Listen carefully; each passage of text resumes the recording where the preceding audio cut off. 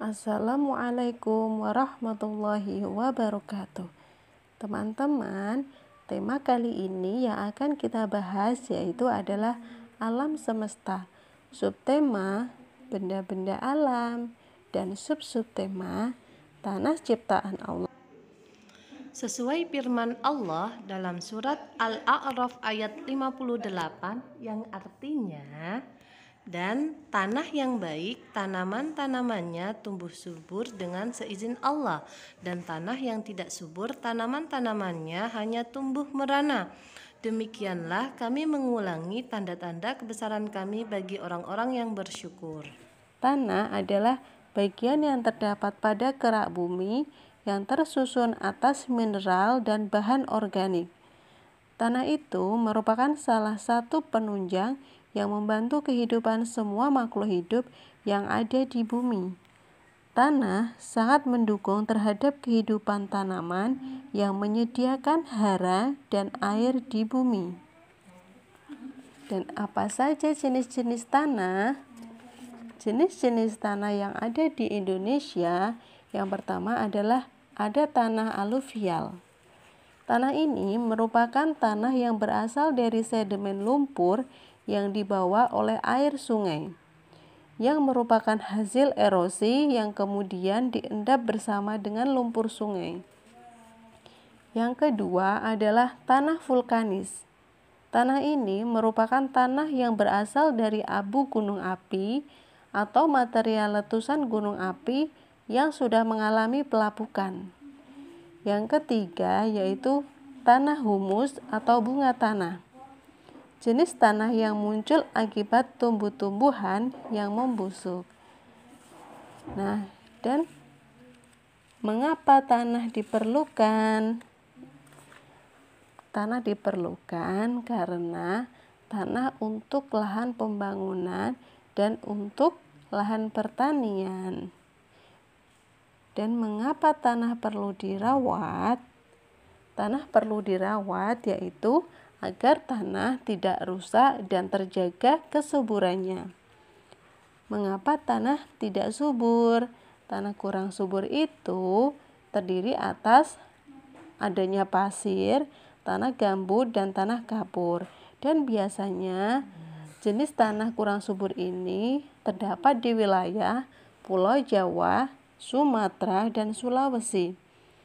Bagaimana ya cara menyuburkan tanah? Cara menyuburkan tanah yaitu dengan cara yang pertama adalah ampas kopi. Karena dapat meningkatkan kadar nitrogen pada tanah. Selain itu, terdapat juga kandungan potasium dan fosfor yang membuat memiliki 3 bahan utama pupuk. Yang kedua yaitu kantung teh dan teh. Kantung teh dan teh ini itu bisa membuatnya dengan memanfaatkan kantung teh bekas. Kantung teh yaitu kaya akan nitrogen yang dapat menyehatkan tanaman dan mencegah tumbuhnya rumput liar. Atau juga bisa dengan aspirin. Aspirin, penelitian membuktikan bahwa air yang diberi aspirin yaitu dapat membantu pengecambahan bibit tanaman. Tambahkan 1,5 aspirin ke dalam 7,5 liter air, lalu masukkan ke alat penyemprot tanaman dan semprotkan pada tanaman setiap 3 minggu sekali. Ramuan ini dapat membantu menguatkan sistem kekebalan tanaman dan bahkan membantunya berbunga. Atau bisa juga dengan abu. Abu ini yaitu berasal dari hasil pembakaran ranting atau batang tanaman yang mengandung alkalin tinggi, potasium, dan kalsium yang dapat membantu pemekaran tanaman. Nah, dan siapa ya pencipta tanah? Pencipta tanah yaitu adalah Allah Subhanahu wa Ta'ala. Dan kapan tanah bisa digunakan? Tanah bisa digunakan yaitu ketika sudah jadi hak milik kita. Dan di mana mencari tanah? Nah, kita bisa mencari tanah yaitu bisa di halaman rumah, sawah, kebun, atau pekarangan.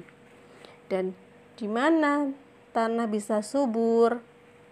Tanah dikatakan subur yaitu mempunyai kandungan zat hara, yaitu suatu unsur yang dibutuhkan oleh tanaman, mempunyai kandungan zat H2O atau air yang cukup memadai, dan memiliki struktur yang gembur, tidak banyak mengandung bebatuan.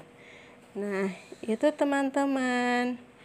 Tadi ulasan dari tema alam semesta dengan sub-tema tanah ciptaan Allah.